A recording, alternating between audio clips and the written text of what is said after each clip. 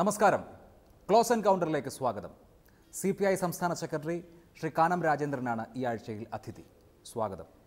ഇടതുപക്ഷ ജനാധിപത്യ മുന്നണി സംസ്ഥാനത്ത് അധികാരത്തിലെത്തിയതിന് ശേഷം ആദ്യമായി ഒരു ഉപതെരഞ്ഞെടുപ്പ് നടക്കാൻ പോവുകയാണ്. ആ ഉപതെരഞ്ഞെടുപ്പ് നടക്കാൻ പോകുമ്പോൾ ജനങ്ങളുടെ മുഖത്ത് നോക്കാൻ പറ്റുന്ന അവസ്ഥയിലാണോ ഇടതുമുന്നണി പ്രവർത്തകർ? ഇടതുമുന്നണിക്ക് ജനങ്ങളെ അഭിമുഖീകരിക്കുന്നതിന് ഒരു തടസ്സവും ഇല്ല.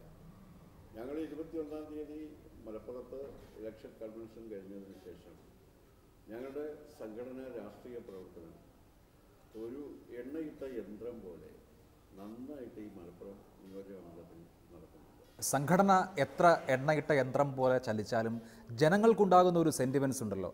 കഴിഞ്ഞ 10 മാസം കൊണ്ട് സംസ്ഥാനത്ത് ഇടതുപക്ഷ ജനാധിപത്യ മുന്നണിക്ക് ഉണ്ടായിരുന്ന പബ്ലിക് സെൻറ്റിമെൻസ് മാറിയിട്ടില്ലേ? ഇടതുപക്ഷ ജനാധിപത്യ മുന്നണി കഴിഞ്ഞ തിരഞ്ഞെടുപ്പിനെ നേരിടുന്ന സന്ദർഭത്തിൽ എല്ലാ രാഷ്ട്രീയ ഘടകങ്ങളും ഒന്നും ഇടതുപക്ഷ ജനാധിപത്യ മുന്നണിക്ക് അനുകൂലമില്ലായിരുന്നു. അത് നിങ്ങൾ ഓർക്കുമല്ലോ. നിങ്ങൾ തന്നെ പല സർവേകളിലും UDF വീണ്ടും അധികാരത്തിൽ തിരിച്ചു വരും എന്ന് പറഞ്ഞവരാണ് എന്ന കാര്യം ഞാൻ ഓർക്കുന്നു. എന്നാൽ 91 സീറ്റ് നേടി കേരളത്തിൽ ഇടതുപക്ഷ ജനാധിപത്യ മുന്നണി അധികാരത്തിൽ വന്നു.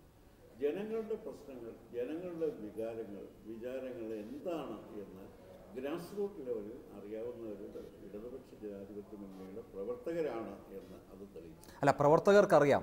പക്ഷേ നേതാക്കൾക്കോ അധികാരത്തിലെത്തിയതിന് ശേഷം എന്ത് സംഭവിച്ചു എന്നാണ് അറിയേണ്ടത്. നീതി തേടി തിരുവനന്തപുരത്തെത്തിയ ഒരു വീട്ടമ്മയ്ക്ക്, മകനെ നഷ്ടപ്പെട്ട ഒരമ്മയ്ക്ക് ഉണ്ടായ അനുഭവം കേരളം മുഴുവൻ കണ്ടതല്ലേ? നഷ്ടപ്പെട്ട ഒരു സംഭവത്തിൻ്റെ അടിസ്ഥാനത്തിൽ എല്ലാത്തിനെയും നമുക്ക് തീരുമാനിക്കാൻ പറ്റില്ല. ഒരമ്മയുടെയും കണ്ണീര് ഈ കേരളത്തിൽ വീഴരുത് എന്ന് തന്നെയാണ് ഞങ്ങളുടെ ആഗ്രഹം. അത് മഹിളയുടെ മാത്രമല്ല, ഇന്നലെ മരണമടഞ്ഞ അനന്തുവിൻ്റെ അമ്മ നിർമ്മലയുടെ കണ്ണീരും ഇവിടെ വീഴുന്നതിനോട് ഞങ്ങൾക്ക് യോജിപ്പില്ല. ഞങ്ങൾ ആ കാര്യങ്ങളൊക്കെ വളരെ പറഞ്ഞുകൊണ്ട് ജനങ്ങളോട് പറഞ്ഞുകൊണ്ട് ആണ് ഈ പ്രവർത്തനങ്ങളിൽ LDF മുന്നോട്ട്. പക്ഷേ പോലീസിൻ്റെ സമീപനം ജനങ്ങൾക്ക് തൃപ്തി നൽകുന്നതാണോ? പോലീസിൻ്റെ ഭരണം ജനങ്ങൾക്ക് തൃപ്തി നൽകുന്നതാണോ? നീതി തേടി എത്തുന്ന ആളുകൾക്ക് ഈ അവസ്ഥയാണ് സംവിധാനങ്ങളിൽ നിന്ന്, സർക്കാരിൽ നിന്ന് ഉണ്ടാകുന്നത് എങ്കിൽ ഈ ജനങ്ങൾ എന്തിന് ഈ ഭരണത്തിൽ വിശ്വാസമർപ്പിക്കണം? ജനങ്ങളുടെ ഭാഗത്ത് ജനങ്ങൾക്ക് നീതി ലഭിച്ച പോലീസിൻ്റെ ഭരണം ഏത് കാലത്തുണ്ടായിരുന്നു എന്ന താങ്കളുടെ അഭിപ്രായം? പോലീസിനെ കുറിച്ച് ഏത് ഭരണത്തിൻ്റെ കാലത്താണെങ്കിലും പരാതികൾ ഉണ്ടാകാറുണ്ട്, വിമർശനങ്ങൾ ഉണ്ടാകാറുണ്ട്, കണ്ണുനീർ അതിൻ്റെ പേരിൽ ഒത്തിരി ആളുകൾ വാർത്താറുണ്ട്. ഇതൊക്കെ ശരിയാണ്. ഇതൊന്നും ഇപ്പോൾ LDF ഭരണം ഉണ്ടായതിനു ശേഷം തുടങ്ങിയതല്ല. ഇനി പോലീസിന് തെറ്റ് പറ്റിയാലും മുകളിലുള്ള രാഷ്ട്രീയ നേതൃത്വം തിരുത്തണമല്ലോ. ഇവിടെ മഹിജയുടെ ഉദാഹരണം എടുക്കൂ. മഹിജയ്ക്ക് നേരെ ഒരു കൊടിയ അനീതി ഉണ്ടായതിനെ പേർത്തും ന്യായീകരിക്കുകയല്ലേ മുഖ്യമന്ത്രി? മുഖ്യമന്ത്രി പറഞ്ഞത് ആ സംഭവത്തെക്കുറിച്ച്. മുഖ്യമന്ത്രി ഏതാനും ദിവസങ്ങൾക്ക് മുമ്പ് അദ്ദേഹത്തിൻ്റെ ഓഫീസിൽ പോയി ഈ അമ്മ കണ്ടതാണല്ലോ. അന്ന് അവരാവശ്യപ്പെട്ടതെന്തോ അതൊക്കെ ചെയ്തു കൊടുക്കുന്നതിന് ഈ ഗവൺമെൻറ് തയ്യാറായി. എന്നാൽ കേസന്വേഷണത്തിൻ്റെ ഒരു സ്റ്റേജിൽ ഇരിക്കുന്ന സമയത്ത് ഇത്ര ദിവസത്തിനകം പ്രതിയെ നമ്മൾ അറസ്റ്റ് ചെയ്യും എന്ന് പറയാൻ പറ്റും. പോലീസ് ഹെഡ്ക്വാർട്ടേഴ്സിൽ ഉണ്ടായതുപോലെ ഒരു സംഭവം ഉണ്ടാകാൻ പാടില്ലായിരുന്നു. പക്ഷേ അത് ബുദ്ധിശൂന്യമായ പോലീസ് നിലപാടിൻ്റെ ഫലമായിട്ട് ഉണ്ടായതാണ്. അതൊരിക്കലും ഉണ്ടാകും. പോലീസ് ഹെഡ്ക്വാർട്ടേഴ്സിൽ ഉണ്ടായ സംഭവം എന്നുള്ളതിനെ രാഷ്ട്രീയ നേതൃത്വം എങ്ങനെ കണ്ടു എന്നുള്ളതും പ്രശ്നമാണ്. അതായത് ഭരണ നേതൃത്വം അവിടെ പോലീസ് കൃത്യനിർവഹണം നടത്തുകയായിരുന്നു എന്നുള്ളതാണ് മുഖ്യമന്ത്രിയുടെ സുചിന്തിതമായ നിലപാട്. അതൊരു ഭരണാധികാരിയുടെ നിലപാടാണ്. എന്നാൽ രാഷ്ട്രീയ നേതൃത്വം എന്ന് പറഞ്ഞാൽ പാർട്ടി നേതൃത്വം അതിനെ അങ്ങനെ കണ്ടിട്ടില്ല. അതെല്ലാവർക്കും അറിയാം, എല്ലാവരുടെയും സ്റ്റേറ്റ്മെൻറ്റുകളൊക്കെ വന്നു. അപ്പോൾ അത് നിർഭാഗ്യകരമായ ഒരു സംഭവമാണ്. അത് ഉണ്ടാകാൻ പാടില്ലായിരുന്നു എന്ന അഭിപ്രായമാണ് CPIക്കുള്ളത്. അതേ അഭിപ്രായം തന്നെയാണ് MA ബേബിയും പ്രകടിപ്പിച്ചത്. MA ബേബിയുടെ അഭിപ്രായത്തോട് പക്ഷേ മുഖ്യമന്ത്രിക്കോ CPM നേതൃത്വത്തിനോ യോജിപ്പില്ല. എൻ്റെ അഭിപ്രായത്തോടോ ബേബിയുടെ അഭിപ്രായത്തോടോ ഭരണാധികാരികൾ യോജിക്കണമെന്നില്ല. അത് നമുക്ക് വ്യത്യസ്തമായ അഭിപ്രായങ്ങളുണ്ടാകാം. ഇതും LDFൻ്റെ ഭാഗത്ത് നിൽക്കുന്ന ആളുകൾ തന്നെ പറഞ്ഞിട്ടുള്ളത്. ഭരണാധികാരിയല്ലേ ജനം വിലയിരുത്തുക. ഭരണാധികാരി എന്നുള്ള നിലയിൽ മുഖ്യമന്ത്രിക്ക് ഒരു സർക്കാരിൻ്റെ ഫോഴ്സസിനെ ന്യായീകരിക്കാതിരിക്കാൻ സാധ്യമല്ല. അതൊക്കെ നമുക്ക് എല്ലാവർക്കും. ഇതിൽ സമീപനത്തിൻ്റെ ഒരു പ്രശ്നമുണ്ടല്ലോ. ആ അമ്മയുടെ ആവശ്യം അന്യായമാണ് എന്ന് ആരും പറയില്ല. ആ അമ്മയെ ഈ സന്ദർഭത്തിൽ പോലും ഒന്ന് കാണില്ല എന്ന പിടിവാശി ജനങ്ങൾക്ക് ദഹിക്കുന്നതാണോ? അങ്ങനെ കാണില്ല എന്നൊരു പിടിവാശി എടുത്തില്ലല്ലോ. അദ്ദേഹം ഓഫീസിൽ സ്വീകരിച്ചത്? പോയി കാണില്ല എന്ന് അദ്ദേഹം കഴിഞ്ഞ ദിവസവും പറഞ്ഞു. ഓരോരുത്തരാണ് തീരുമാനിക്കുന്നത്. ഞാൻ എവിടെ പോകണം, ആരെ കാണണം എന്ന് എനിക്കില്ല. അതിനുള്ള സ്വാതന്ത്ര്യമെങ്കിലും സംസ്ഥാനത്തെ മുഖ്യമന്ത്രിക്ക് നിങ്ങൾ കൊടുക്കണ്ടേ? അദ്ദേഹം ഭരണാധികാരിയാണ്. നീതി തേടി വരുന്ന ആളുകളോട് അദ്ദേഹത്തിന്റെ സമീപനം ശത്രുക്കളെ പോലെ ആകേണ്ടതുണ്ടോ? അദ്ദേഹത്തിന്റെ അടുക്കൽ നീതി തേടി വന്ന ആ അമ്മയോട് തികച്ചും നീതിയുക്തമായ പെരുമാറ്റം സംസ്ഥാന മുഖ്യമന്ത്രിയുടെ ഭാഗത്ത് നിന്ന് ഒരാഴ്ച മുമ്പുണ്ടായി. അത് താങ്കൾ കണ്ടില്ലേ? അല്ല, നീതിയുക്തമായ പെരുമാറ്റമുണ്ടായി. അവർക്ക് കൊടുത്ത ഉറപ്പ് ഒരാഴ്ചക്കകം പ്രതികളെ പിടിക്കുമെന്നാണ്. അത് പിടിക്കാത്തത് കൊണ്ടാണ് അവർക്ക് വീണ്ടും ഒരിക്കൽ കൂടി വരേണ്ടി വന്നത്. ചിലപ്പോൾ എല്ലാ ഉറപ്പും നരേന്ദ്രമോദി എന്തെല്ലാം ഉറപ്പ് രാജ്യത്തെ ജനങ്ങൾ കൊടുത്തു. നിങ്ങൾക്ക് 15 ലക്ഷം രൂപ നിങ്ങളുടെ അക്കൗണ്ടിൽ വരുമെന്ന് പറഞ്ഞില്ലേ? കള്ളപ്പണം പിടിച്ചെടുക്കുമെന്ന് പറഞ്ഞില്ലേ? വല്ലതും വന്നോ? അപ്പോൾ ഉറപ്പ് എന്ന് പറഞ്ഞാൽ പല കാൽക്കുലേഷൻ്റെ അടിസ്ഥാനത്തിൽ പറയുന്നതായിരിക്കും ഒരാഴ്ച സമയമാണ് എന്ന് പറഞ്ഞിരിക്കുക. അതൊരാഴ്ച കഴിഞ്ഞ് 8 ദിവസമായി കഴിഞ്ഞാൽ പോയാൽ അതുകൊണ്ട് ആ ഉറപ്പില്ല എന്ന് നമ്മൾ കണക്കാക്കേണ്ട. പിണറായി വിജയനും നരേന്ദ്രമോദിയും തമ്മിലുള്ള ഒരു താരതമ്യം സാധ്യമാണോ? ഇല്ല. ഞാനൊരു ഭരണാധികാരിയുടെ കാര്യം പറഞ്ഞെന്നുള്ളൂ. പിണറായി വിജയൻ ഒരിക്കലും നരേന്ദ്രമോദി ആവാൻ കഴിയില്ല എന്ന് ഞാൻ നേരത്തെ തന്നെ പറഞ്ഞിട്ടുണ്ട്. അടിയുറച്ച ഇടതുപക്ഷ കാഴ്ചപ്പാടുള്ള ഒരു കുടുംബത്തിനാണ് ഇങ്ങനെ ഒരു ദുരനുഭവം കേരളത്തിൽ ഉണ്ടാകേണ്ടി വന്നിട്ടുള്ളത്. കഴിഞ്ഞ വിഷുവിന് ഇതേ പിണറായി വിജയൻ്റെ ചിത്രം കണികണ്ട ഒരു ചെറുപ്പക്കാരൻ ദാരുണമായി കൊല്ലപ്പെട്ടു എന്ന് തന്നെ വിശേഷിപ്പിക്കാം. ആ നിലയ്ക്ക് മരണപ്പെട്ടിട്ടും ജനുവരി 6-ാം തീയതി നടന്ന സംഭവമാണല്ലോ. ഈ ഏപ്രിൽ മാസത്തിലും അവർക്ക് നീതി തേടി വാതിലുകൾ ആവർത്തിച്ച് മുട്ടേണ്ടി വരുന്നത് എന്തുകൊണ്ടാണ് ഇടതുപക്ഷ ഭരണത്തിൽ? നീതി തേടി വാതിൽക്കൽ മുട്ടുമ്പോഴും അത് കഴിഞ്ഞ് അവർക്ക് അവസരം നിഷേധിക്കപ്പെട്ടതിന് ശേഷം ആശുപത്രിയിൽ കിടക്കുമ്പോഴും ആ അമ്മയുടെ രാഷ്ട്രീയ ധാരണയിലും വിശ്വാസങ്ങളിലും മാറ്റം വന്നിട്ടില്ല എന്ന് താങ്കൾ അവരുടെ പ്രസ്താവന വായിച്ചില്ലേ? പിന്നെ എന്തിനാണ് ഇതിനെക്കുറിച്ച് വീണ്ടും ചോദിക്കുന്നത്? എത്ര പ്രശ്നങ്ങളുണ്ടായാലും അവർ പറഞ്ഞത് എനിക്കെൻ്റെ പാർട്ടിയിൽ വിശ്വാസമാണ്, ഈ ഗവൺമെന്റിന്റെ ഭാഗത്തു നീതി ഉണ്ടാകും, ശരി, പോലീസാണ് തെറ്റ് എന്നാണ്. അവർക്ക് പാർട്ടിയിൽ വിശ്വാസമുണ്ട്, സർക്കാരിലും വിശ്വാസമുണ്ടാകും. പക്ഷേ അവരെ ഈ പാർട്ടികൾക്കും സർക്കാരിനും വിശ്വാസമുണ്ടോ? ഇന്നലെ മുഖ്യമന്ത്രി മലപ്പുറത്ത് പറഞ്ഞത് അവിടെ പോലീസ് വീണുപോയ അവരെ പിടിച്ചെഴുന്നേൽപ്പിക്കുകയായിരുന്നു ഉണ്ടായത് എന്നാണ്. അവർ പറയുന്നു എൻ്റെ വയറ്റത്ത് ചവിട്ടിയിട്ടുണ്ട് എന്ന്. അത് വിശ്വസിക്കുന്നില്ലല്ലോ. അന്വേഷിച്ചുകൊണ്ടിരിക്കുകയാണ്. പോലീസ് കൊടുത്ത റിപ്പോർട്ടല്ലേ മുഖ്യമന്ത്രിക്ക്, ഇന്റലിജൻസ് റിപ്പോർട്ടല്ലേ മുഖ്യമന്ത്രിയുടെ കൈവശമുള്ളൂ. ഇത്തരം വിഷയങ്ങളിലൊക്കെ കുറെ കൂടി ജനോന്മുഖമായ, മനുഷ്യർക്ക് നല്ലത് എന്ന് തോന്നുന്ന തരത്തിലുള്ള സമീപനം സ്വീകരിക്കാൻ മുഖ്യമന്ത്രി അടക്കമുള്ളവർ ബാധ്യസ്ഥരല്ലേ? നിശ്ചയമായും ഭരണാധികാരികൾ എപ്പോഴും ജനപക്ഷ നിലപാടുകൾ സ്വീകരിക്കണം, ഉറച്ചു നിൽക്കണം. ആ നിലപാടുകളിൽ ഉറച്ചു നിൽക്കണം എന്ന കാര്യത്തിലൊന്നും എനിക്ക് യാതൊരു തർക്കവുമില്ല. അങ്ങനെ ഉണ്ടാകുന്നുണ്ടോ? പക്ഷേ അത് ആപേക്ഷികമായി ഓരോ വിഷയങ്ങളിലും എടുക്കുന്ന നിലപാടുകൾ എന്താണ് എന്ന് വെച്ചുകൊണ്ട് മാത്രമേ നമുക്ക് ജനറലൈസ് ചെയ്തൊരു അഭിപ്രായം പറയാൻ സാധിക്കൂ. ആവശ്യമായി വരുന്നവരെ അല്ലെങ്കിൽ വിമർശനം ഉന്നയിക്കുന്നവരെയൊക്കെ ശത്രുക്കളുടെ പട്ടികയിൽ പെടുത്തി കാണേണ്ടതുണ്ടോ? ഈ അമ്മ കോൺഗ്രസിൻ്റെയും UDFിൻ്റെയും കയ്യിലെ കളിപ്പാവയാണെന്നാണ് ഇതേ മലപ്പുറത്ത് തന്നെ ഈ മന്ത്രിസഭയിലെ ഒരു മന്ത്രി ആരോപിച്ചത്. അങ്ങനെയൊക്കെ നെയിം കോളിംഗ് ആവശ്യമുണ്ടോ? അങ്ങനെയൊരു അഭിപ്രായമൊന്നും LDFിൻ്റെ ഉണ്ടെന്ന് എനിക്ക് തോന്നുന്നില്ല. മന്ത്രി എന്താ പറഞ്ഞതെന്ന് എനിക്കറിയില്ല. ഈ നിലയ്ക്കൊക്കെ ജനങ്ങൾ നോക്കുമ്പോൾ ഈ അഭിപ്രായ പ്രകടനങ്ങളാണ് കേൾക്കുന്നത്. ജനങ്ങളെ മുഴുവൻ ശത്രുപക്ഷത്ത് നിർത്തിയാണോ ഇടതുപക്ഷ ജനാധിപത്യ മുന്നണി മുന്നോട്ട് പോകുന്നത്? ഇല്ല, ജനങ്ങളുടെ പിന്തുണ ഇല്ലാതെ എങ്ങനെയാണ് ഇടതുപക്ഷ ജനാധിപത്യ മുന്നണിക്ക് മുന്നോട്ട് പോകാൻ പറ്റുന്നത്? 10 മാസം കൊണ്ട് ജനങ്ങൾ ഹതാശരായിട്ടില്ല എന്ന് ഉറപ്പുണ്ടോ? ഈ കേരളത്തിലെ ജനങ്ങൾക്കെല്ലാം ഒരേ അഭിപ്രായമാണെന്ന് താങ്കൾ ധരിക്കുന്നത് എന്ത് തെറ്റാണ്? നിങ്ങൾ മാധ്യമങ്ങൾ ചില കാര്യങ്ങൾ ഓവർ എംഫസൈസ് കൊടുക്കുന്നുണ്ട്. ചില പ്രശ്നങ്ങൾ ഈ സർക്കാരിൻ്റെ നല്ലതിനെ കുറിച്ചൊന്നും നിങ്ങൾ പറയാറില്ല.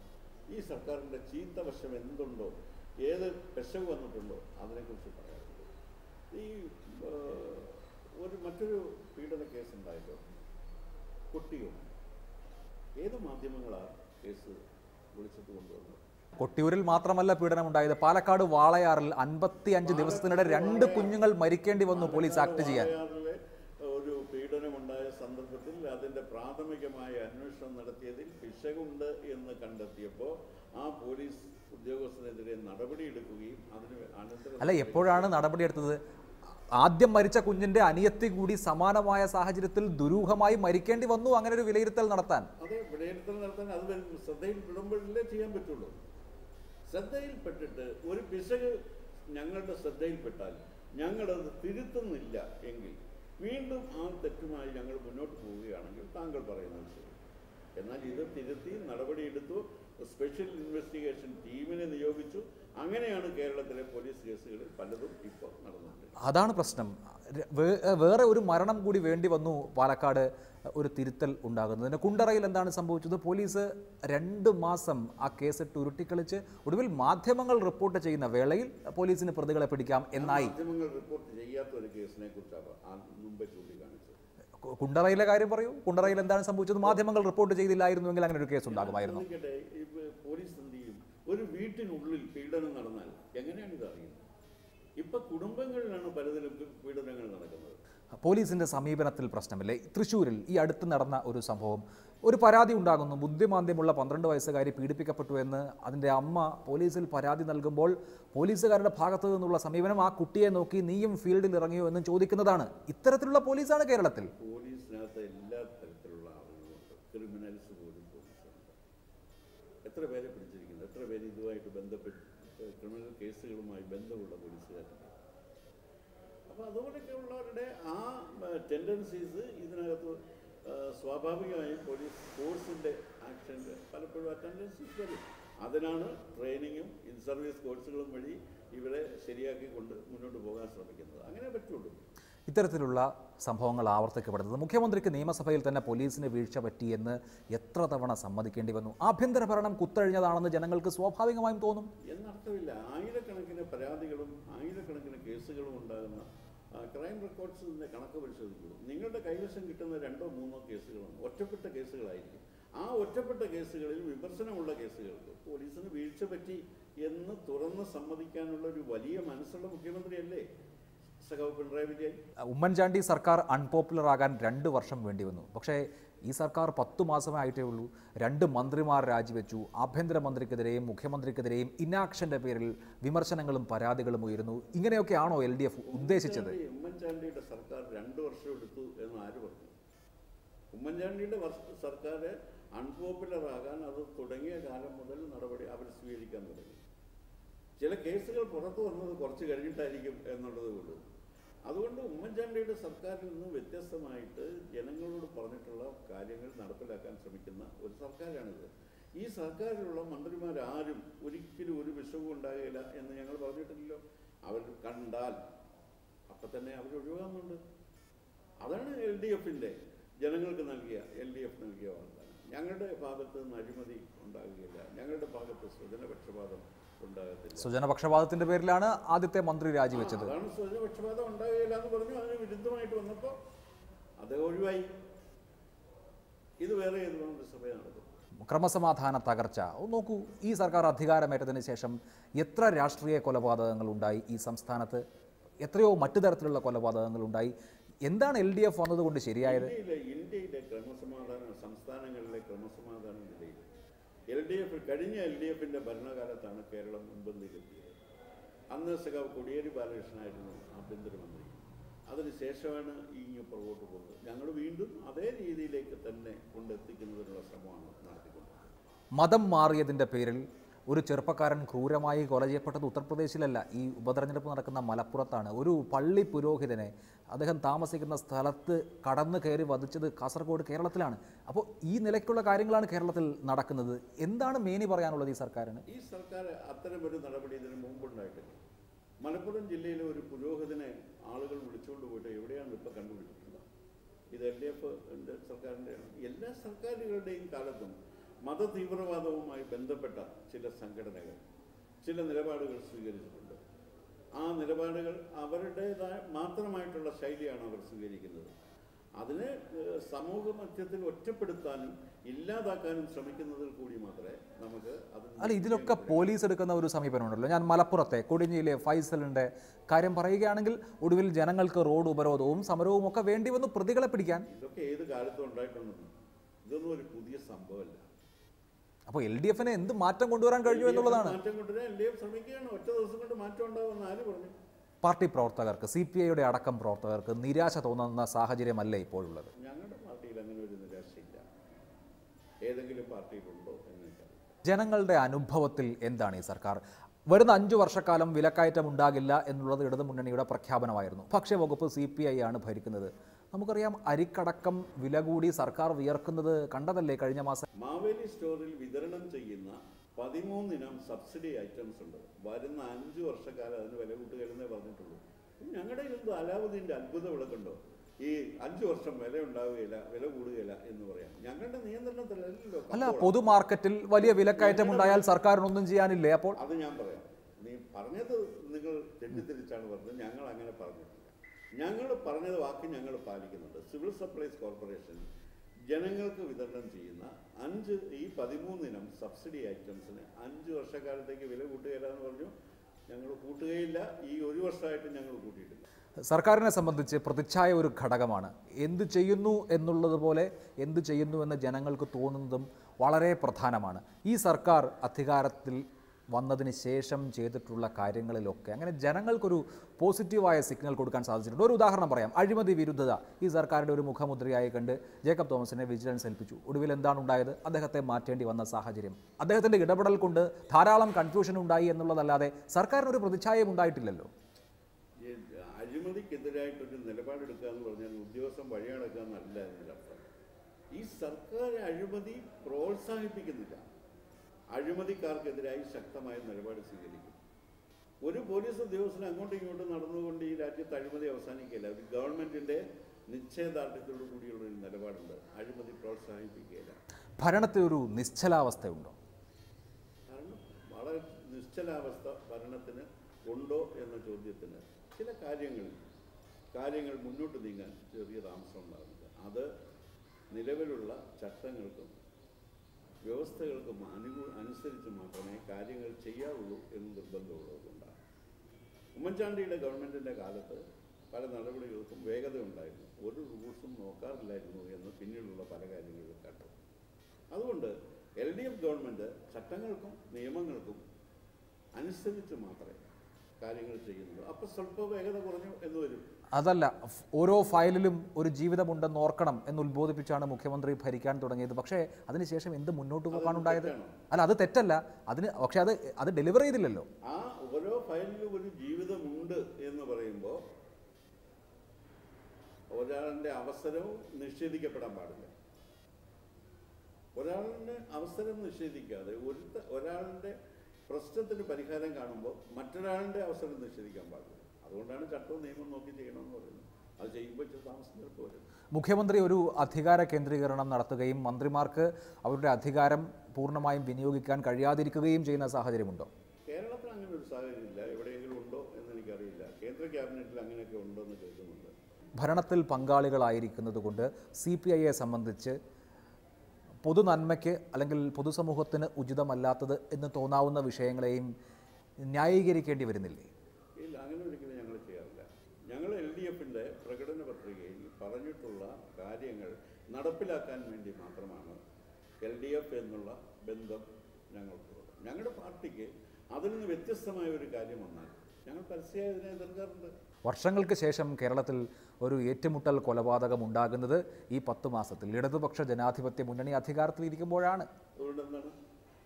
നിങ്ങൾ ഭാഗമായ സർക്കാരാണ്. അതുകൊണ്ട് ഞങ്ങൾ എന്ത് ചെയ്യണം? അതിനെതിരായി ഞങ്ങളുടെ നിലപാട് ഞങ്ങൾ പറഞ്ഞു. അത് ശരിയല്ല എന്ന് പറഞ്ഞു. അത് ശക്തമായി ഞങ്ങളതിൽ വിയോജിച്ചു. അപ്പോൾ ഞങ്ങൾ ഉടനെ ഗവൺമെൻറ്റിൽ നിന്ന് ഇറങ്ങിപ്പോണം. അത് ഞങ്ങളുടെ മിനിമം പരിപാടിയിൽപ്പെട്ട കാര്യമല്ല കൊല്ലുന്നത്. അങ്ങനെ ഒരു പൊളിറ്റിക്കൽ സമീപനവും ഇടതുപക്ഷത്തിലില്ല. ഞങ്ങൾക്ക് 1968 മുതൽ ഇതേ നിലപാട് തന്നെയാണ് ഞങ്ങൾക്കുള്ളത്. ഈ സർക്കാരാണ് വർഗീസ് ഒരു കൊള്ളക്കാരനും ക്രിമിനലും മോശക്കാരനുമാണെന്ന് സത്യവാങ്മൂലം കൊടുത്തതും. കഴിഞ്ഞ ജൂലൈ മാസത്തിൽ ഈ ഗവൺമെൻറ് അധികാരത്തിൽ വന്നതിന് ശേഷമാണ് അത് സബ്മിറ്റ് ചെയ്തത് എന്നുള്ളത് ശരിയാണ്. ഈ സർക്കാരിൻ്റെ ഗവൺമെൻറ് ലീഡറല്ല അത് സബ്മിറ്റ് ചെയ്തിരിക്കുന്നത്. കഴിഞ്ഞ ഗവൺമെൻറ് നിയമിച്ച സർക്കാർ വക്കീലാണ് ആ അഫിഡവിറ്റ് സബ്മിറ്റ് ചെയ്തിരിക്കുന്നത്. ആ അഫിഡവിറ്റ് സബ്മിറ്റ് ചെയ്തു എന്ന വാർത്ത വന്ന ഉടൻ തന്നെ അത് വിഡ്രോ ചെയ്ത് റീസബ്മിറ്റ് ചെയ്യണം എന്നാവശ്യപ്പെട്ടതും ഞാൻ തന്നെയാണ്. അതുകൊണ്ട് ഞങ്ങൾ ഈ കാര്യങ്ങളൊക്കെ അന്വേഷിക്കുന്നുണ്ട്. താങ്കൾ പറയുന്നിടത്ത് എന്നെ കൊണ്ടുപോകാൻ സാധ്യമല്ല. എനിക്ക് ഈ കാര്യങ്ങൾക്കെല്ലാം വിവരമുണ്ട്. അത് കഴിഞ്ഞ ഗവൺമെൻറ്റിൻ്റെ ജൂലൈ മാസത്തിൽ ഞങ്ങളുടെ ഗവൺമെൻറ് ലീഡർമാരെ നിയമിച്ചിട്ടില്ല. പുതിയ ഗവൺമെൻറ് ലീഡർമാർ ഇപ്പോൾ എല്ലാം വന്നു. ഇപ്പോൾ ആണെങ്കിൽ ഞങ്ങൾക്ക് ഉത്തരവാദിത്തമുണ്ട്. അല്ല, ഈ സർക്കാരിൻ്റെ കാലത്തുള്ള അഫിഡവിറ്റ് ആണ്. ഇനി ഈ സർക്കാരിൻ്റെ നയം അല്ലെങ്കിൽ സർക്കാർ പറയേണ്ട ഇതല്ല ഞങ്ങളുടെ അഭിപ്രായം എന്ന് കാലത്തുള്ളതല്ല. ഈ സർക്കാരിന് മുമ്പിരുന്നയാൾ ചെയ്തതാണ്. അത് ഈ കാലത്താണ് അതിനെ സംബന്ധിച്ചുള്ള വാർത്ത വന്നത്. വിവരാവകാശ നിയമത്തെക്കുറിച്ചുള്ള താങ്കളുടെ നിലപാട് വ്യക്തമാണ്. കഴിഞ്ഞ 10 മാസത്തിനിടയിൽ താങ്കൾ വിവരാവകാശ നിലപാട് വ്യക്തമാണെന്ന് മാത്രമല്ല, അതിന് ഇവിടെ ഹൈക്കോടതിയിൽ നടക്കുന്ന കേസിൽ ഞങ്ങളുടെ അഭിഭാഷക സംഘടന അത് കക്ഷി അല്ല, ഞാൻ ചോദിക്കുന്ന പ്രശ്നം അതല്ല. എനിക്ക് ആ നിലപാടിൽ അവ്യക്തതയില്ല. പക്ഷേ അങ്ങനെ ഒരു നിലപാടിന് വിവരാവകാശ നിയമത്തിൻ്റെ സത്തയെ ഉൾക്കൊണ്ടുകൊണ്ട് മന്ത്രിസഭാ തീരുമാനങ്ങൾ വിവരാവകാശ നിയമപ്രകാരം നൽകാം എന്ന ഒരു തീരുമാനം അപ്പോൾ സർക്കാർ എടുക്കണ്ടേ? അതാണല്ലോ ഹൈക്കോടതി കേസിൽ വിധിയുള്ളത്. ഡൽഹി ഹൈക്കോടതിയുടെ കേസിൽ അത് കൊടുക്കേണ്ടതാണെന്നാണ് വിധി. ഞാൻ കേരളത്തിലെ ഇടതുപക്ഷ സർക്കാരിന്റെ നിലപാടിനെ കുറിച്ചാണ് ചോദിക്കുന്നത്. പറഞ്ഞത് അതിന് പിന്നെ ഒരു സംശയത്തിന്റെ കാര്യമില്ല. ഞങ്ങളുടെ കാലത്തെ ഒന്നും കൊടുക്കുന്നതിനെ കുറിച്ചല്ല ഈ തർക്കം. അതും താങ്കൾ മനസ്സിലാക്കുക.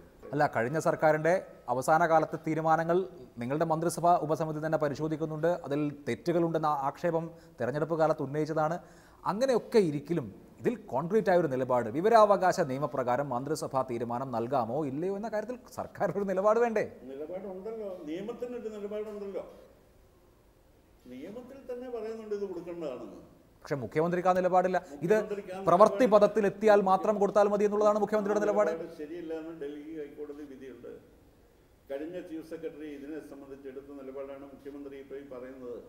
അതിന്റെ ക്ലാരിഫിക്കേഷനാണ് റിപ്പറ്റീഷൻ കൊടുത്തിരിക്കുന്നത്. മുഖ്യമന്ത്രിയുടെ നിലപാടാണല്ലോ സർക്കാരിന്റെ നിലപാട്. മുഖ്യമന്ത്രിയുടെ നിലപാടല്ലോ, ചീഫ് സെക്രട്ടറി ആണല്ലോ കേസ് കൊടുത്തിരിക്കുന്നത്. മുഖ്യമന്ത്രി അല്ലല്ലോ, ചീഫ് സെക്രട്ടറി ആണല്ലോ അഫിഡവിറ്റ് കൊടുത്തത്. അല്ല, അതതിന്റെ സാങ്കേതികത്വമല്ലേ? അതതിന്റെ സാങ്കേതികത്വം. മുഖ്യമന്ത്രിക്ക് ഈ വിഷയത്തിലുള്ള അഭിപ്രായം വിവരാവകാശ നിയമപ്രകാരം വിവരം കൊടുക്കണമെങ്കിൽ ആ തീരുമാനം അത് പ്രവൃത്തി പദത്തിൽ എത്തണം. അതിനുശേഷം മാത്രമേ വിവരം കൊടുക്കാവൂ എന്നുള്ളതാണ് മുഖ്യമന്ത്രിയുടെ നിലപാട്. അങ്ങനെയില്ല, നിയമത്തിൽ അത് പറയുന്നില്ല. വിവരാവകാശ നിയമം ആരുടെയും സൗജന്യമല്ലല്ലോ. അല്ല, നിയമത്തിൽ അത് പറയുന്നില്ല. ഞാൻ പറയുന്നത് പിണറായി വിജയന്റെ നിലപാടാണ്. കൊടുത്തു നോക്കിയിട്ട് പറ. ഈ ഗവൺമെന്റ് എല്ലാം കൊടുക്കുന്നുണ്ട്, ഇപ്പോഴും കിട്ടുന്നുണ്ട്. ഇത് പഴയ ഒരു കേസുമായിട്ട് ബന്ധപ്പെട്ട കാര്യമാണ്. അതല്ല, ഇപ്പോഴും കൊടുക്കുന്നുണ്ട് എന്ന് പറഞ്ഞാൽ ഏറ്റവും പുതിയ ഒരു ഉദാഹരണം പറഞ്ഞാൽ ഈ ശിക്ഷാ ഇളവ് നൽകുന്നതുമായി ബന്ധപ്പെട്ട വിവരാവകാശ അപേക്ഷ, അതായത് എത്ര പേരുകൾ സർക്കാർ ഗവർണർക്ക് കൈമാറി എന്ന് വിവരാവകാശം ചോദിച്ചപ്പോൾ തീരുമാനം നടപ്പാക്കിയതിന് ശേഷം മാത്രമേ ഇത് നൽകാനാകൂ എന്നാണ് ആഭ്യന്തര വകുപ്പ് നൽകിയിട്ടുള്ള മറുപടി. സർക്കാരിന്റെ നിലപാട് അതാണ്. അല്ല, ഗവർണർക്ക് കൊടുത്തിട്ടുള്ള ശുപാർശ എന്താണ് എന്ന് ആരാഞ്ഞ വിവരാവകാശ അപേക്ഷയ്ക്കാണ് ആ മറുപടി കിട്ടിയത്. ഡ്യൂറിംഗ് ദ ടൈം പ്രോസസ് ടൈമിൽ ഇത് ചോദിച്ചാൽ പലതും കിട്ടും. നിയമം തന്നെ പറയുന്നുണ്ട്. ക്യാബിനറ്റ് രഹസ്യങ്ങൾ, ക്യാബിനറ്റ് ഫയൽസ്, ആ തീരുമാനം എടുക്കുന്നതിന് മുമ്പ് ചോദിച്ചാൽ കിട്ടുകയില്ല. തീരുമാനം എടുത്തു കഴിഞ്ഞാൽ കിട്ടും. അല്ല, 2016 ഡിസംബറിലെ ക്യാബിനറ്റ് തീരുമാനപ്രകാരം ഗവർണർക്ക് ശുപാർശ ചെയ്യുകയും ഗവർണർ മടക്കുകയും ചെയ്തതോടുകൂടി ആ പ്രോസസ്സ് അവസാനിച്ചല്ലോ. അത് വീണ്ടും റീലുക്ക് ചെയ്യുന്നുണ്ടാവും, അത് വേറൊരു കാര്യം. പക്ഷേ അവിടെ ഒരു തീരുമാനവും അതിൻ്റെ എക്സിക്യൂഷനും നടന്നല്ലോ. ഫൈനൽ തീരുമാനത്തിൽ എത്തിക്കഴിഞ്ഞാൽ കൊടുക്കും. വിവരാവകാശ നിയമത്തിൻ്റെ കാര്യത്തിൽ ഇടതുപക്ഷ ജനാധിപത്യ മുന്നണിക്ക് അങ്ങനെ ഒരു കമ്മിറ്റ്മെൻ്റ് ഉണ്ടോ? ഇപ്പോൾ മുഖ്യമന്ത്രി മന്ത്രിസഭാ യോഗത്തിന് ശേഷം മാധ്യമങ്ങളെ കാണാറ് പോലുമില്ല, വാർത്താക്കുറിപ്പ് കൊടുക്കാറേ ഉള്ളൂ. അങ്ങനെ ഒരു കമ്മിറ്റ്മെന്റ് ഉണ്ടെങ്കിൽ എല്ലാം സുതാര്യമായി ജനങ്ങളോട് പറയാമല്ലോ. നിയമത്തെക്കുറിച്ച് ഇടതുപക്ഷത്തിനല്ലാതെ ആർക്കാ കമ്മിറ്റ്മെന്റ്? ഈ ഇന്ത്യൻ ലെഫ്റ്റാണ് വിവരാവകാശ നിയമം ഈ തരത്തിൽ ഒഫീഷ്യൽ സീക്രസീസ് ആക്ട് മാറ്റി കൊണ്ടുവരുന്നതിന് വലിയ ശ്രമം നടത്തിയിട്ടുള്ളത്. UPA ഗവൺമെന്റ് ഞങ്ങൾക്ക് കൂടി പിന്തുണ നൽകുന്ന ഒരു ഗവൺമെന്റ് ഉണ്ടായപ്പോഴാണ് ഈ നിയമം കൊണ്ടുവന്നത്. ഈ നിയമത്തെ സംബന്ധിച്ചിടത്തോളം അത് കൊണ്ടുവന്ന ഡോക്ടർ മൻമോഹൻ സിംഗ് തന്നെ നിയമത്തിന് ഭേദഗതി കൊണ്ടുവരാൻ തുടങ്ങി. ആ വകുപ്പ് ഇത് തന്നെയാണ്, ഈ ക്യാബിനറ്റ് ഡിസിഷൻ്റെ. അതിനെതിരെ ഞങ്ങൾ നിലപാട് സ്വീകരിച്ചു, ലെഫ്റ്റ് നിലപാട് സ്വീകരിച്ചു. ആ അമെൻമെൻറ്റ് വിഡ്രോ ചെയ്തു. ഇതാ വരുന്നുണ്ട്, വിവരാവകാശ നിയമങ്ങൾക്കെല്ലാം സജീവമായി ഇടപെടാനുള്ള സന്ദർഭം വരുന്നുണ്ട്. മോഡി ഗവൺമെൻറ് ആ നിയമം ഭേദഗതി ചെയ്യാൻ പോവുക. ആ നിയമം ഭേദഗതി ചെയ്യാൻ, അതിൻ്റെ കഴുത്തറിയാൻ വേണ്ടിയിട്ടുള്ള ശ്രമം ഇപ്പോൾ ഈ ഗവൺമെൻറ് നടത്തിക്കൊണ്ടിരിക്കുന്നു. ആ പശ്ചാത്തലത്തിലാണ് കേരളത്തിലെ ഗവൺമെൻറ്റിന് വ്യത്യസ്തമായ നിലപാട് വേണം എന്ന് ഞങ്ങൾ വാദിക്കുകയും അത് കോടതി കേസ് കഴിഞ്ഞാൽ അത് അംഗീകരിക്കപ്പെടുകയും ചെയ്യുന്നത്. കേരളത്തിലെ ഗവൺമെന്റിന് വ്യത്യസ്തമായ നിലപാട് ഇല്ലല്ലോ, ഉണ്ടാകണമെന്നാണ് ഞങ്ങൾ പറയുന്നത്. ഞങ്ങൾക്ക് പറഞ്ഞൂടെ? പറയാം. പക്ഷേ അത് പിണറായി വിജയൻ അംഗീകരിക്കും, അദ്ദേഹം വിവരാവകാശ നിയമത്തിലെ നിലപാട് തിരുത്തുമെന്ന് പ്രതീക്ഷിക്കുന്നുണ്ട്. ഇടതുപക്ഷ ജനാധിപത്യ മുന്നണിയുടെ പ്രകടന പത്രികയിൽ പറഞ്ഞിരിക്കുന്നത് വിവരാവകാശ നിയമം മെച്ചപ്പെട്ട നിലയിൽ നടപ്പിലാക്കും എന്നാണ്. അത് നടപ്പിലാക്കും ഞങ്ങൾ. അതിനാരുടെ നിലപാട് ഒരു പ്രശ്നമാണ്, അത് നടപ്പിലാക്കുക തന്നെ. അടുത്ത മാസം സർക്കാർ 1 വർഷം പൂർത്തീകരിക്കും. തിരുത്തലുകൾ വേണ്ടേ സർക്കാരിലോ? അത് കൂടി സർക്കാർ അതിൻ്റെ പ്രവർത്തനങ്ങളെ വിലയിരുത്തി കഴിഞ്ഞതിന് ശേഷം യുക്തമായ തീരുമാനം എടുക്കും. ഈ പോക്ക് പോയാൽ അപകടമാകും എന്ന ഒരു ശങ്കയും CPIക്കില്ലേ? ഞങ്ങൾ പോകുന്നതിൽ യാതൊരു തെറ്റുമില്ല എന്ന് തന്നെയാണ് ഞങ്ങളുടെ അഭിപ്രായം. ഇപ്പോഴത്തെ നിലയിൽ തിരുത്തേണ്ടതില്ല. ഇപ്പോഴത്തെ നിലയിൽ തിരുത്തൽ ആവശ്യമില്ല. ഗവൺമെൻറ്റിനെ കൂടുതൽ ഫലപ്രദമായി മുന്നോട്ട് കൊണ്ടുപോകുന്നതിനുള്ള പ്രകടന പത്രികയിൽ പറഞ്ഞിട്ടുള്ള കാര്യങ്ങൾ നടപ്പിലാക്കാനുള്ള പരിശ്രമം കൂട്ടായി നടത്തണം എന്ന് മാത്രം. മുഖ്യമന്ത്രി കുറെ കൂടി ജനകീയനാകണമെന്ന അഭിപ്രായമുണ്ടോ? അതിപ്പോൾ ഓരോരുത്തരുടെ സ്വഭാവം അനുസരിച്ച് മാത്രമേ. എനിക്ക് ചെയ്യാനാവുന്ന കാര്യങ്ങളല്ലേ എനിക്ക് ചെയ്യാൻ പറ്റും. അതുകൊണ്ട് ജനകീയനാകണം എന്ന് സിദ്ധാന്തപരമായി എനിക്ക് യാതൊരു വിയോജിപ്പില്ലാത്ത കാര്യമാണ്. പക്ഷേ ഓരോരുത്തരുടെ ചിലരോട് ചിരിക്കണം എന്ന് പറഞ്ഞാൽ ഇത്ര സമയമെടുക്കും ചിരിക്കാൻ.